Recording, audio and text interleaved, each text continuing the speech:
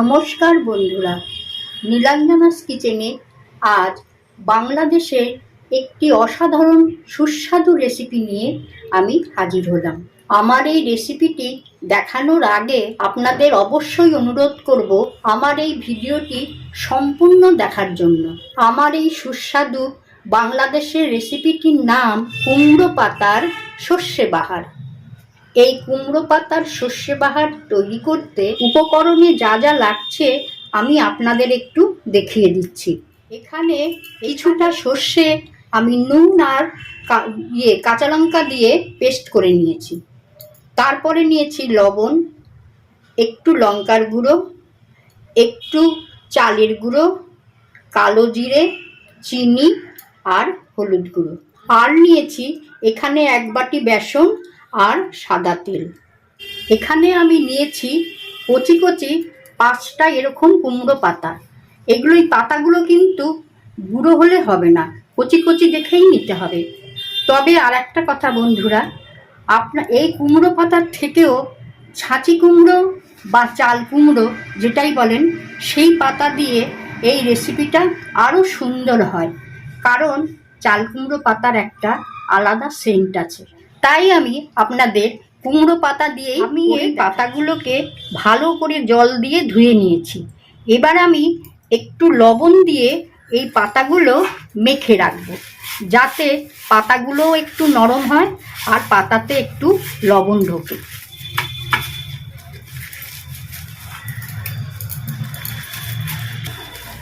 এইভাবেই আমি সমস্ত পাতাগুলোকে লবণ দিয়ে মেখে রাখবো। পাতাগুলো যখন লবণ দিয়ে মেখে নেবেন, একটু পরে দেখবেন পাতাগুলো দিয়ে একটু জল বেরোচ্ছে। এই জলটা আপনারা ফেলে দেবেন। পাতাগুলোতে লবণ মেখে আমি 2 মিনিটের জন্য একটু রেখে দেব। এবার আমি ওই বাটির বেসনগুলো একটা বাটিতে নিয়ে নিয়েছি। এবার আমি প্রথমে চালের গুঁড়োটা দিয়ে দিলাম, তারপরে একটু লবণ দিলাম, এবার একটু হলুদের গুঁড়ো দিলাম, একটু লঙ্কার গুঁড়ো দিলাম,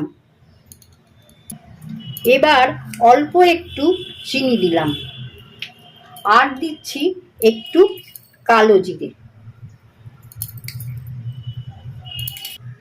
এই সমস্ত উপকরণ দিয়ে আমি এই বেসনটাকে একটু জল দিয়ে মেখে নেব। দেখুন, আমি বেসনটাকে এইভাবে জল দিয়ে গুলিয়ে নিয়েছি। দেখবেন যেন বেশি পাতলাও না হয় আর বেশি ভারীও না হয়। দেখুন, এই পাতাগুলোকে আমি 2 মিনিট লবণ মেখে রেখে দিয়েছিলাম, তাতে পাতাগুলো একটু নরম হয়েছে। এবার আমি হালকাভাবে এর একটু জলটা এই যে আমি বের করে নিচ্ছি। এই জলটা আমি এই জন্যই বের করে নিচ্ছি, না হলে আমি যখন ভাজবো তখন ছিটে উঠবে, গায়ে ছিটে আসবে। আমি পাতাগুলোর থেকে জল বার করে নিয়েছি। এবার আমি আস্তে আস্তে পাতাগুলো খুলে নেব। এবার একটি থালার মধ্যে আমি পাতাটাকে ভালো করে পেতে নিলাম। এবার আমি এই সর্ষে বাটাটা একটু একটু করে এই পাতার মধ্যে দিয়ে দিচ্ছি। এইভাবে পাতার মধ্যে আমি একটু হাতের সাহায্যেই আপনাদের কাজটা করে দেখাচ্ছি। এইভাবে সর্ষে বাটাটা মেখে নেবেন পাতায়।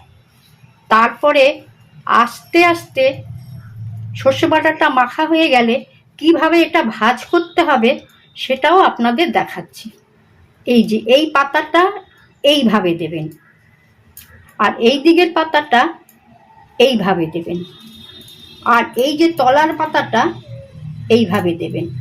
দিয়ে এবার এইটাকে এইভাবে ভাজ করবেন, এইভাবে ভাজ করবেন।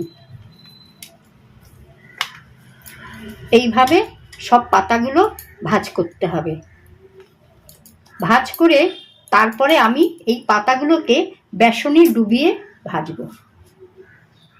এইভাবেই আমি সমস্ত পাতার ভেতরে সর্ষে ঢুকিয়ে পাতাগুলো ভাজ করে নিলাম। এবার আমি কড়াইতে তেল দিয়ে দিলাম।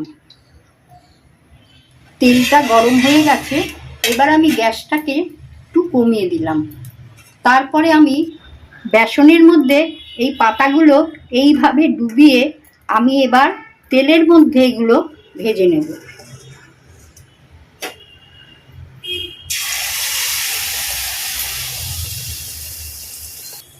একদম ছাকা তেলে আপনাদের এটা ভেজে নিতে হবে।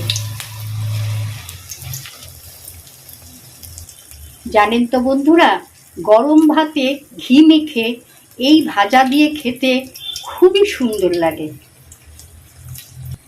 জানেন তো বন্ধুরা, এটা কিন্তু বাংলাদেশের এক অসাধারণ রেসিপি।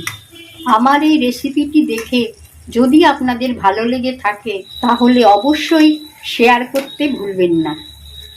দেখুন বন্ধুরা, তৈরি করে ফেললাম বাংলাদেশের কুমড়ো পাতার সর্ষে বাহার।